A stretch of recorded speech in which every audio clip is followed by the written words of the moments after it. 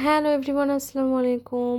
Welcome back to my new video. তো আজকে একটা মিষ্টির দোকানে চলে এসেছি, কারণ আমার কিছু মিষ্টি খেতে ইচ্ছে করছিল। তো আজকের ক্রেভিংস গুলো হচ্ছে শুকনো মিষ্টির উপর। তো ভাবলাম জামাইয়ের কাছে একটু বায়না করি। আর আমার জামাই তো মাশাআল্লাহ, আমি যেটা বলবো সে সেটা পূরণ করবে। আর সেটা যদি হয় খাবার বা কোনো কিছু নেওয়ার বিষয়, এটা মানে সে সবার আগে, মানে আমি ভুলে গেলেও তার এটা মনেই থাকবে। তো সে আমাকে নিয়ে চলে গেল মিষ্টি কিনতে। তো আমি এখানে আমার পছন্দের লাড্ডু কিনতেছিলাম আর হচ্ছে বরফি কিনতেছিলাম। আসলে মিষ্টি খুব একটা কেনা হয় না, ইদানিং এ মিষ্টির প্রতি একটু ক্রেভিংস হচ্ছে। কোথাও গেলে বা কেউ আমার বাসায় আসলে তখনই আমি মিষ্টি জাতীয় আইটেম গুলো কিনতাম আগে, কিন্তু ইদানিং একটু নিজেকে বেশি বেশি ট্রিট দিচ্ছি। মানে আমার যখন যেটা খেতে ইচ্ছে করতেছে আমি সেটা আর কি খেয়ে নিচ্ছি। অত ভাবার কিছু নেই, 2 দিনের দুনিয়া, অত ডায়েট ফাইট এই সেই করতে পারবো না। কারণ নিজের ভালো লাগাগুলোকে নিজেরই পূরণ করতে হবে, নিজেকেই নিজের সারপ্রাইজ দিতে হবে, নিজেকেই নিজের ট্রিট দিতে হবে। সারা দুনিয়ার মানুষ এসে আসলে আমার ভালো লাগাগুলোকে তো আর পূরণ করবে না। তো যাই হোক, সম্পার মিষ্টি বা সম্পার যে কোনো আইটেম কিন্তু আমার অনেক পছন্দ, আমার এবং আমার হাজবেন্ডের। তো